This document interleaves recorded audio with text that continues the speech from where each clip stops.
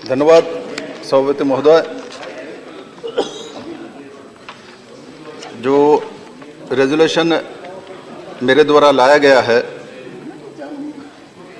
वो आगर रूट के ऊपर है। इस हाउस को बहुत कम लोगों को हो सकता है इसके बारे में जानकारी है, और ये भारत के इकोनॉमी को सशक्त करने में बहुत मददगार हो सकती है। और मैं इस विषय को विस्तार से इस सदन में रखना चाहता हूं। महोदय,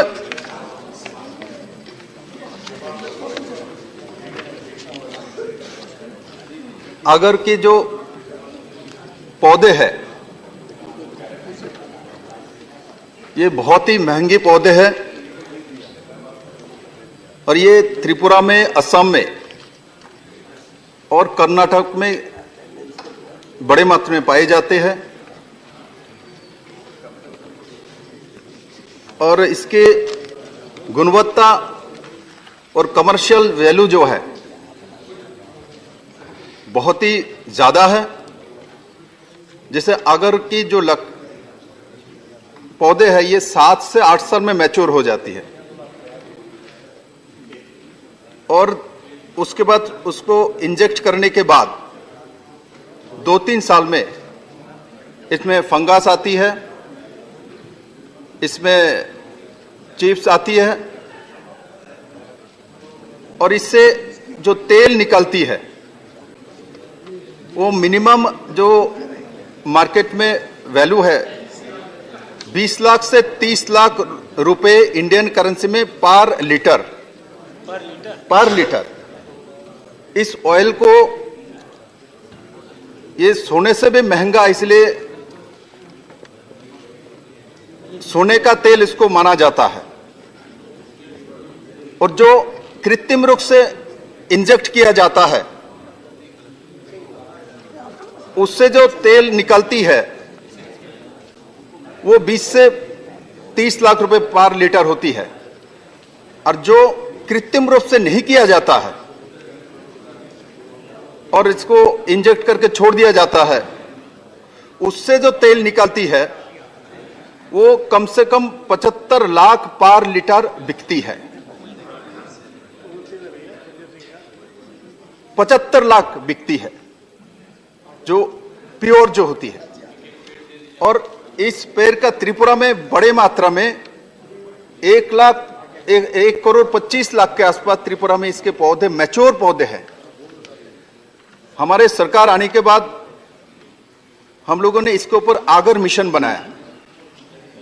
इसके ऊपर फॉरेस्ट की बहुत सारी एक्ट लगा हुआ था, इसको हम लोगों ने हटाया, क्योंकि त्रिपुरा जैसा स्टेट, इसमें छोटे राज्य में बहुत टैक्स रेवेन्यू कलेक्शन का कोई जगह नहीं होती, बड़े इंडस्ट्री नहीं है, तो उसमें चाय और रबर का है। और ये ऐसा सेक्टर है जिससे अगले 2 साल में असम और विशेष करके त्रिपुरा और कर्नाटक का एक पार्ट, वो 2 से 2,500 करोड़ की इकोनॉमी भारत सरकार को दे सकती है। अब विषय इसमें यह आ सकती है, जो इतना बड़ा इकोनॉमी बन सकता है तो होता क्यों नहीं? इसका परमिशन भारत सरकार ने पहले, जब पुरानी गवर्नमेंट थी, आगर के ऊपर एक्सपोर्ट करने का पाबंदी है, परमिशन नहीं है। आप थाईलैंड से, लाओस से ला सकते हैं, लाके यहां उस तेल से इत्र बना सकते हैं, चिप्स बना सकते हैं, और बना के इसको आप मिडिल ईस्ट में, गल्फ कंट्री में बेच सकते हैं। ये परफ्यूम में लगता है, और ये अवैध तरीके से त्रिपुरा से, असम से मुंबई तक पहुंचती है, और वहां से प्रोसेसिंग होके दुबई तक बाजार में, गल्फ में चली जाती है। भारत सरकार को इसको सीधा कोई लाभ नहीं मिलता, कि अवैध तरीके से पैसा जाता है, कम से कम 5,000 करोड़ का इकोनॉमी है इसके अंदर। मैंने त्रिपुरा सरकार में रहते हुए माननीय प्रधानमंत्री जी का दृष्टि आकर्षण इसमें किया था, तो आपने हमारे सदन के leader commerce minister Piyush Goyal ji को समर्पित किया, और भूपेन्द्र यादव जी जो कि फॉरेस्ट मिनिस्टर है, इन दोनों के माध्यम से पहली बार जो 25,000 मेट्रिक टन आगरवुड एक्सपोर्ट करने का पहला परमिशन दी गई है।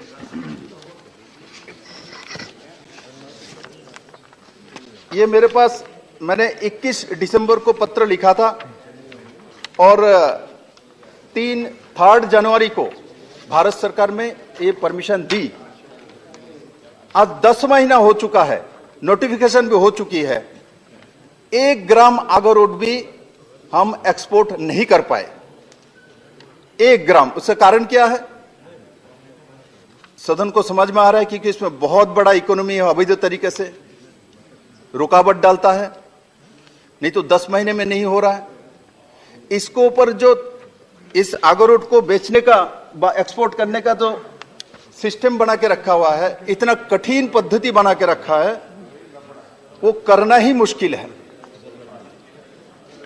तो मैं आपके माध्यम से भारत सरकार से ये चाहता हूं, जो स्पेशल कोई कमेटी बना के, क्यों भारत सरकार चाहने के बावजूद 3 जनवरी 2022 पे मंत्री जी ने लेटर भी भेज दिया, नोटिफिकेशन हो चुकी है, उसके बाद इस काम क्यों नहीं हो रहा है और इसका प्रोसेसिंग इतना कठिनाई क्यों करके रखे हैं।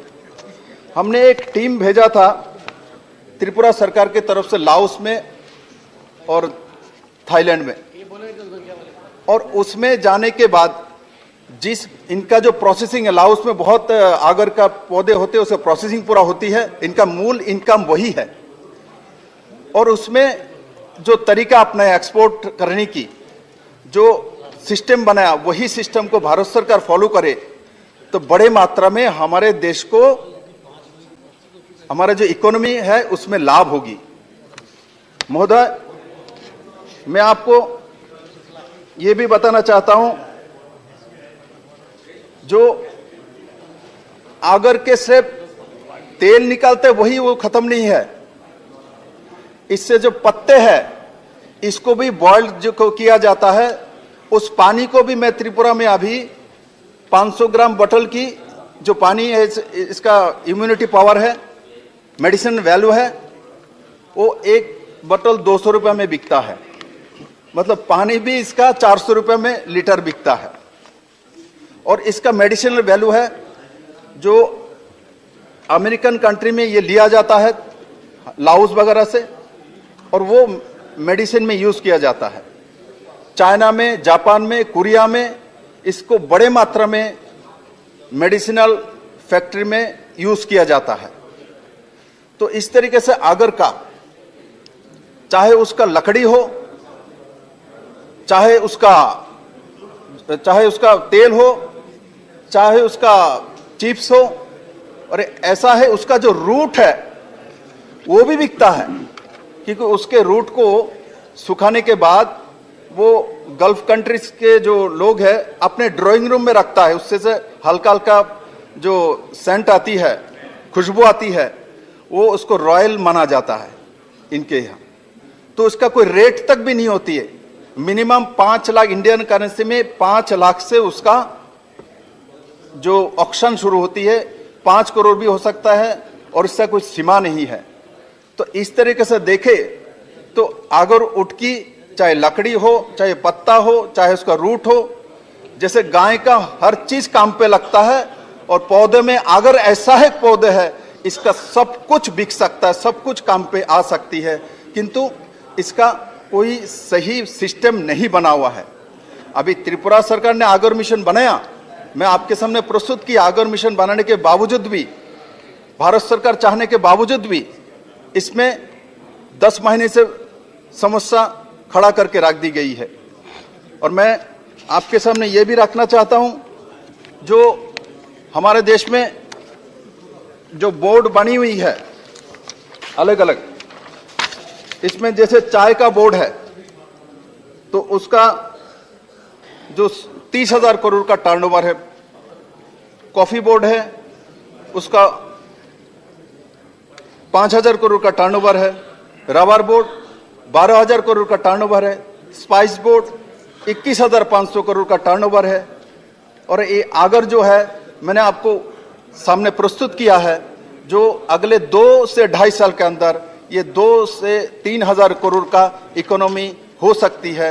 इसलिए मैं आपके माध्यम से ये भी चाहता हूँ, ये यहाँ चाय बोर्ड हो सकता है, रबर बोर्ड हो सकता है, स्पाइस बोर्ड हो सकता है, आगर का भी बोर्ड बनाए तो इससे ये जो प्रॉब्लम आ रही है वो प्रॉब्लम बहुत जल्दी समाधान हो सकती है और बहुत बड़ा इकोनॉमी हो सकता है। महोदय, मैं आपके माध्यम से ये भी सदन में रखना चाहता हूं, क्योंकि अगरबत्ती इसमें भी ये यूज किया जाता है बड़े मात्रा में आगर को, तो वो भी हमारे लिए रॉ मटेरियल हो सकता है अगरबत्ती के लिए। क्योंकि हमारे माननीय प्रधानमंत्री महोदय ने हमारे कुटीर शिल्प को बढ़ावा देने के लिए चाइना से जो अगरबत्ती के स्टिक आती थी उसके ऊपर ज़्यादा जो टैक्स ड्यूटी लगाया, ड्यूटी लगाने के कारण से हमारे जो ट्राइबल भाई लोग हो, जनजाति भाई लोग हो, जो बैम्बू के माध्यम से अपना जीविका पालन करता है, उनके लिए एक रास्ता खुली है। और आज मैंने एक समय त्रिपुरा में 29,000 मैट्रिक टन जो बैम्बू स्टिक जो अगरबत्ती के लिए आती थी, चाइना से आने के बाद वो लगभग बंद हो गया था। आज त्रिपुरा में दोबारा, असम में, त्रिपुरा में, जिस राज्य, मिजोरम में, जिस राज्य में बैम्बू बड़े मात्रा में है, वो हमारे अगरबत्ती स्टिक दोबारा बनाना शुरू हुआ, फैक्ट्री चालू हुई, तो उसमें भी बड़े मात्रा में ये आगर यूज किया जा सकता है और अगरबत्ती का जो बाजार हम बड़े मात्रा में एस्टेब्लिश कर सकते हैं। महोदय, मैं आपके माध्यम से ये भी रखना चाहता हूं, जो इस आगरवुड के